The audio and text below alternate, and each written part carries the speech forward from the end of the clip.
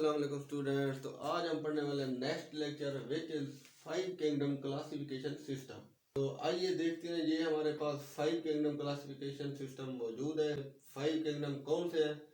First kingdom है वो है मोनेरा, सेकंड प्रोटिस्टा, और प्रोटिस्टा के बाद Animalia, Plantae and kingdom fungi.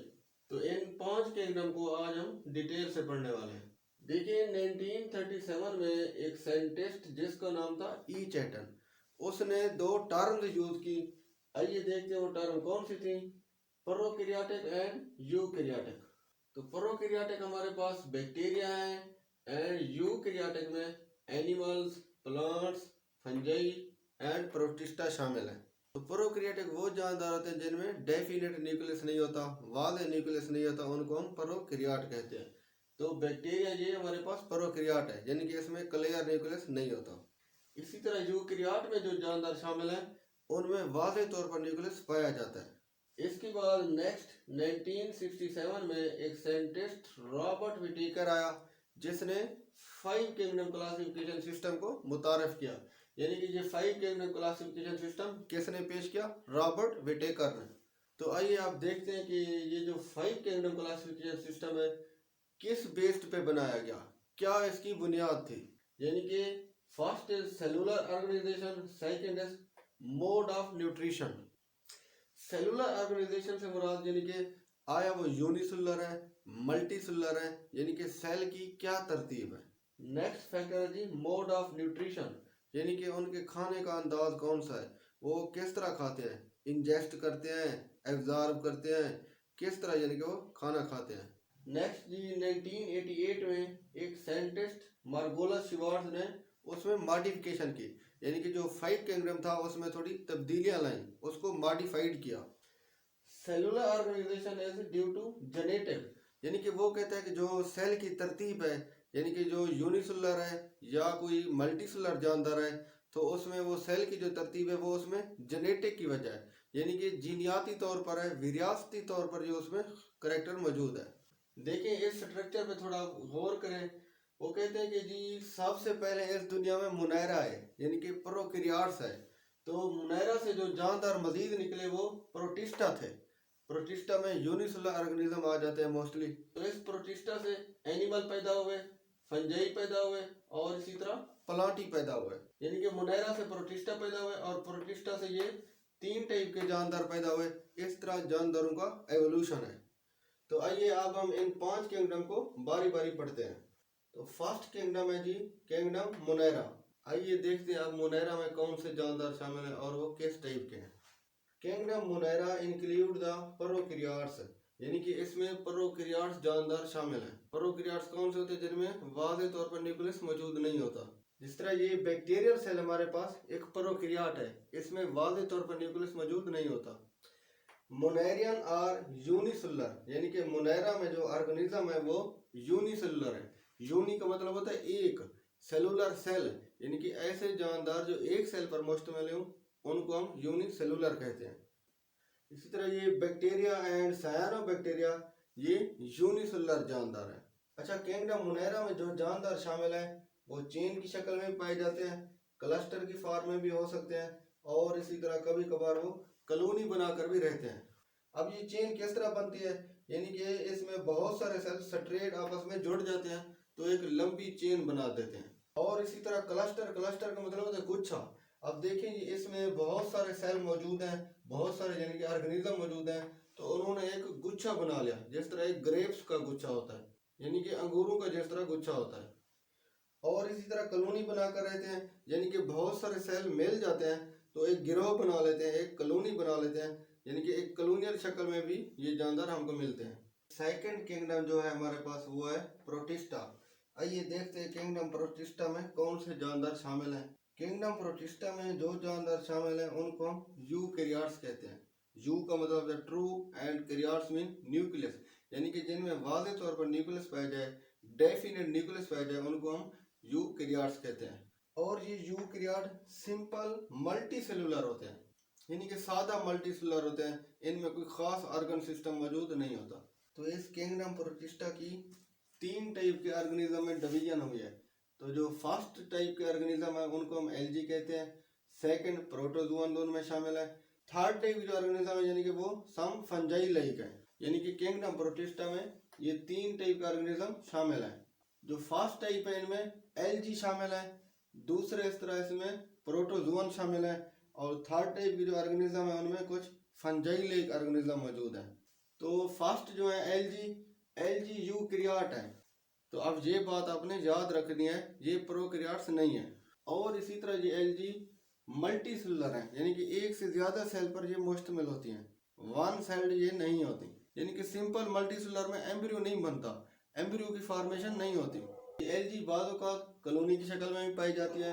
अच्छा, एलजी में क्लोरोफिल मौजूद होता है, तो ये एक ग्रीन पिगमेंट है जो क्लोरोप्लास्ट में पाया जाता है।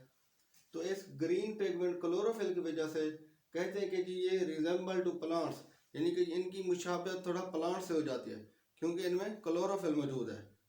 प्लांट में भी क्लोरोफिल मौजूद होता है, जिस वजह से उनका रंग सब्ज होता है, यानी कि ये क्लोरोफिल एलजी एंड प्लांट्स में ग्रीन कलर देता है। कभी आपने एलजी को देखा है? देखिए जो पॉन्ड्स होते हैं, जो तालाब होते हैं, अगर कभी आपने गौर किया हो, वहाँ पर क्या होता है कि पानी के ऊपर एक शीट बन जाती है, एक यानी कि सब्ज रंग की पूरी एक तह बन जाती है, उसको हम क्या कहते हैं? एलजी। नेक्स्ट इज प्रोटोजुआन, यानी कि जो किंगडम प्रोटिस्टा में जानदार शामिल है वो कुछ प्रोटोजुआन है। प्रोटोजुआन का क्या मतलब है? यानी कि these are like the animals, यानी कि प्रोटोजुआन एनिमल से मुशाबियत रखते हैं। अब ये प्रोटोजुआन प्लांट से मुशाबियत क्यों नहीं रखते, उसकी क्या वजह है? देखिए जो प्रोटोजुआन है उनमें they lack chlorophyll plus cell wall, यानी कि उनमें क्लोरोफिल नहीं होता और सेलवाल भी नहीं होती, तो इस वजह से वो प्लांट से रिजेंबल नहीं करते, बल्कि प्रोटोजुआन एनिमल से रिजेंबल करते हैं, क्योंकि एनिमल में क्लोरोफिल भी नहीं होता और सेलवाल भी नहीं होती। इसी तरह किंगडम प्रोटिस्टा के कुछ जानदार फंजाई की तरह हैं। अब हम नेक्स्ट पढ़ेंगे जी, थर्ड है kingdom fungi, fourth is kingdom Plantae, fifth is kingdom Animalia. Kingdom fungi में जो जानदार शामिल हैं उनको हम यूकैरियोट कहते हैं। अच्छा, किंगडम फंजाई के जो जानदार हैं वो हेटेरोट्रॉफ्स कहलाते हैं। हेटेरोट्रॉफ्स का क्या मतलब होता है? यानी कि ऐसे जानदार जो अपनी खुराक खुद तैयार ना कर सकें उनको हम हेटेरोट्रॉफ्स कहते हैं। जिस तरह हम ह्यूमन भी हेटेरोट्रॉफ्स हैं, हम अपनी खुराक पौधों से हासिल करते हैं। अच्छा, किंगडम फंजाई की जो एग्जांपल है वो मशरूम, और ये मशरूम डीकम्पोजर होते हैं। डीकम्पोजर का क्या मतलब है? कि ऐसे जानदार जो गली सड़ी चीज़ों को खाएं, मुर्दा चीज़ों को खाएं, डेड चीज़ों से अपनी खुराक को हासिल करें, उनको हम डीकम्पोजर कहते हैं। देखिए ये जो मशरूम डीकम्पोजर हैं इनके पास होता है इंजाइम, उस इंजाइम को हम कहते हैं डाइजेस्टिव इंजाइम, यानी कि जहाँ से इन्होंने खुराक को हासिल करना हो तो उसके अंदर ये अपना इंजाइम को छोड़ देते हैं। तो इंजाइम क्या करता है? उस मटेरियल को, उस मवाद को डाइजेस्ट करता है, उसको तोड़ता है, यानी कि जब डाइजेस्टिव एंजाइम ऑर्गेनिक मैटर को तोड़ देते हैं तो उस ऑर्गेनिक मैटर को फिर एब्जॉर्ब कर लिया जाता है। देखिए अब फंजाई की जो डाइजेशन का प्रोसेस है, यानी कि खुराक को डाइजेस्ट करने का जो प्रोसेस है वो हमसे मुख्तलिफ है। अब देखिए हम खुराक को खाते हैं, हम खुराक को अंदर ले जाते हैं, हमारे मैदे में खुराक डाइजेस्ट होती है, लेकिन फंजाई में ये किस तरह होता है प्रोसेस?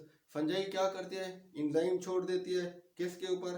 उस डेड मटेरियल के ऊपर। तो डेड मटेरियल को फिर डाइजेस्ट कर लिया जाता है, डाइजेस्ट करने के बाद उसको बॉडी के अंदर ले जाती है, यानी कि उसको फिर एब्जॉर्ब करती है। Fourth kingdom is kingdom Plantae. तो किंगडम प्लांटी में जो ऑर्गेनिज्म इंक्लूड है उनको हम यूकैरियोट्स कहते हैं, और ये ऑर्गेनिज्म ऑटोट्रॉफ्स होते हैं। ऑटो का मतलब होता है खुदकार, खुद ब खुद, और ट्रॉफ्स का मतलब होता है फीडिंग, यानी कि ऐसे ऑर्गेनिज्म जो अपनी खुराक खुद तैयार करें सूरज की रोशनी की मौजूदगी में, उनको हम क्या कहते हैं? ऑटोट्रॉफ्स। देखिए ये जिस तरह एक प्लांट मौजूद है तो ये सूरज की रोशनी की मौजूदगी में अपनी खुराक तैयार करेगा। खुराक कहाँ बनती है? पत्तों में बनती है। तो ये पत्तों से खुराक फिर पौधे के हर पार्ट की तरफ जाएगी, ट्रांसफर हो जाएगी। तो ये किंगडम प्लांटी के जानदार यानी कि ये पौधे क्या हैं? ऑटोट्रॉफ्स हैं। और इसी तरह प्लांट में सेलवाल मौजूद होती है जो सेलुलोज की बनी होती है। किंगडम प्लांटी के जो ऑर्गेनिज्म होते हैं दे कैन नॉट मूव, यानी कि प्लांट एक जगह से दूसरी जगह हरकत नहीं कर सकते। इसी तरह प्लांट्स में सेक्स ऑर्गन भी मौजूद होते हैं। तो सेक्स ऑर्गन फिर क्या करते हैं? उनसे एम्ब्रियो बनता है और एम्ब्रियो से फिर एक नया पौधा निकलता है। जो लास्ट किंगडम है वो है जी किंगडम एनिमिलिया। किंगडम एनिमिलिया के जानदार भी यूकैरियोट्स कहलाते हैं, यानी कि इनमें डेफिनेट न्यूक्लियस मौजूद होता है, वाज़ेह तौर पर न्यूक्लियस मौजूद होता है। These organism are heterotrophs. Heterotrophs वो होते हैं जो अपनी खुराक को खुद तैयार ना कर सकें। हम किंगडम एनिमिलिया में शामिल हैं। हम अपनी खुराक को खुद तैयार नहीं कर सकते, तो हम अपनी खुराक कहाँ से हासिल करते हैं? प्लांट से हासिल करते हैं। देखें, गंदम ये एक प्लांट है, तो गंदम को हम खाते हैं, सेब खाते हैं, फ्रूट्स खाते हैं, तो ये प्लांट्स हैं, यानी कि हम अपनी खुराक प्लांट से हासिल करते हैं, अपनी खुराक खुद तैयार नहीं कर सकते। इसलिए किंगडम एनिमिलिया के जो जानदार हैं उनको हम हेटेरोट्रॉफ्स कहते हैं।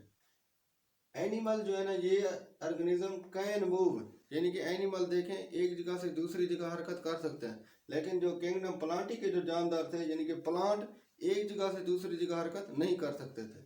जो एनिमल होते हैं उनमें सेलुलोज भी नहीं होती, दे लैक सेलुलोज, यानी कि विदाउट सेलुलोज होते हैं।